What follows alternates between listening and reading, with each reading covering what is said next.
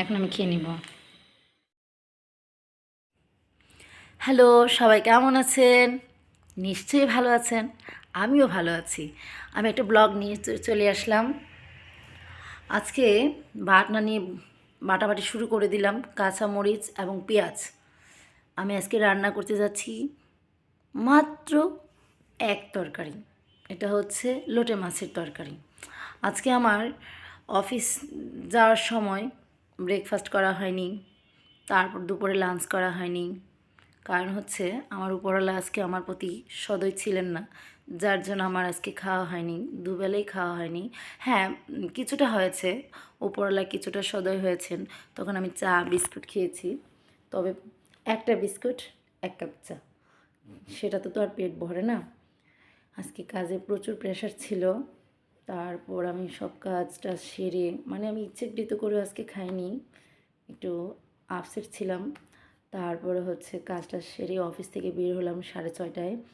তারপর আমার বাসাটা অনেকটা দূর, তো আমি বাসায় ফিরলাম তখন বাজে হচ্ছে 7:30 বেজে গেছিলো। 7:45 বেজে গেছে, আমি ঘরে ঢুকলাম। তারপর স্নান সেরে সেরে ভাত রান্না করে এখন লোটে মাছ রান্না করে নিচ্ছি। ঝটপট খেয়ে নিব, ঝটপট রান্না হবে, ঝটপট খেয়ে নিব। কে আমার মতো ঝটপট চটপট করে খেয়ে নিতে পারেন জানি না। আমি ভাতে মাছে বাঙালি, আমি ভাত ছাড়া কিছু বুঝি না, আমাকে ভাত খেতেই হবে। মানে মানে কি বলবো, আমাকে ভাত মানে হচ্ছে গিয়ে ভাত, ঝাল ঝাল তরকারি, মাংস হোক মাছ হোক, কিন্তু ঝাল ঝাল হতে হবে, সেটা আমার খুব পছন্দের খাবার। তো আমি রান্না করে নিচ্ছি, পেঁয়াজ ভাজা হয়ে যাচ্ছে, দেখতে থাকুন আমার রান্না। আমি কিন্তু আপনাদেরকে রান্না দেখায়, মানে আমি শেয়ার করি, জাস্ট আমার ভালো লাগে আমি কী করছি সেইটুকুনি। আমার রান্নার ধরনটা জানি না ঠিক হয় কি না, আমি তেমন ভালো রান্না করতে পারি না। ছোটোবেলায় বা বিয়ের পর যতটুকু আমি রান্না করেছি, আমি তখন বিয়ের পর আমি চিটাগাংয়ে ছিলাম, তখন আমার মাকে, দিদিকে ফোন করে করে জেনে নিতাম কোনটা কীভাবে রান্না করতে হয়। ওইভাবে শুনে শুনে রান্না শিখে নিয়েছি। কখনো ওদের কাছে থেকে বা ওদের হাতে কলমে এভাবে শিখি নাই রান্নাটা। তবে আমার মনে হয় কিছুটা ভালোই রান্না করি। আমার কাছে আমার রান্নাটা বেশ মজা লাগে। তো দেখেন লোটে মাছ কীভাবে রান্না করতে হয়। লোটে মাছ কিন্তু খুব নরম, তাই না? রান্নাটা ভীষণ ভয়ানক। টমেটো ছিল না ঘরে, কি করব? একটু 1 চামচ মানে টমেটো সস দিয়ে দিলাম। তারপরে হচ্ছে আপনার ধনেপাতাও ছিল না ঘরে, আর ইচ্ছে হয়নি নিচে নেমে আবার ধনেপাতা টমেটো নিয়ে আসি। ভীষণ ভীষণ খিদে পেয়ে গেছে। তো আমি এখন রান্নাটা করে নিচ্ছি, হয়ে যাচ্ছে, এখন খেয়ে নিব, ঝটপট করে খেয়ে নিব। কখন যে হয়ে যাচ্ছে। এই যে চিংড়ি মাছ দেখতেই পাচ্ছেন, চিংড়ি মাছ, সেটা হচ্ছে আমার ছেলের জন্য। আমার ছেলে লোটে মাছ খায় না। একটা কথা আছে না, ইং খাই কিন্তু ইংয়ের ঝুল খাই না, সেই রকম বিষয়টা। মানে লোটে মাছের ঝুল খাবে, বাট লোটে মাছ খাবে না। তো তার জন্য তার সাথেই আমি চিংড়ি মাছটা দিয়ে দিয়েছি। ছোটো তো এখনও, তাকে মানে ম্যানেজ দেওয়া যায়। জানি না বড় হলে কি বলবে। এখন তো কোনো না কোনোভাবে একটা ছলছাতুরি করে খাওয়ানো যায়। বড় হয়ে তো সবটাই বুঝবে।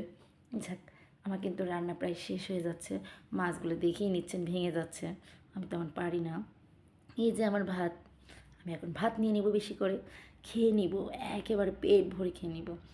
তারপর হচ্ছে আবার রাতে খাবো, ঘুমানোর আগে আবার খাবো, কারণ ওর বাবা আমি একসাথে যখন আবার বসবো তখন তো আমাকে খেতেই হবে।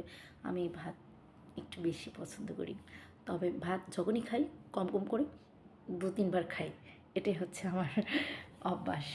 জানি না, আমি আগে যখন মানে বিয়ের আগে বাবার বাড়িতে যখন ছিলাম, তখন সন্ধ্যার পর নাস্তা, মানে নাস্তার যে একটা বিষয় ছিল ওইটা আমাদের হতো একটু লেট করে, কিন্তু আমি কি করতাম, যখন সন্ধ্যা হতো সাথে সাথে আমি ভাত আবার খেয়ে নিতাম।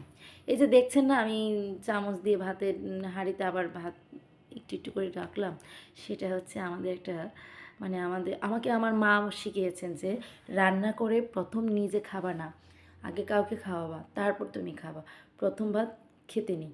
তাই একটু আগ যেটা বলি আমরা, মানে প্রথমবারটা যেটা বলি, সেটা একটু একটু একটু করে 2 চামচ রেখে দিয়েছি।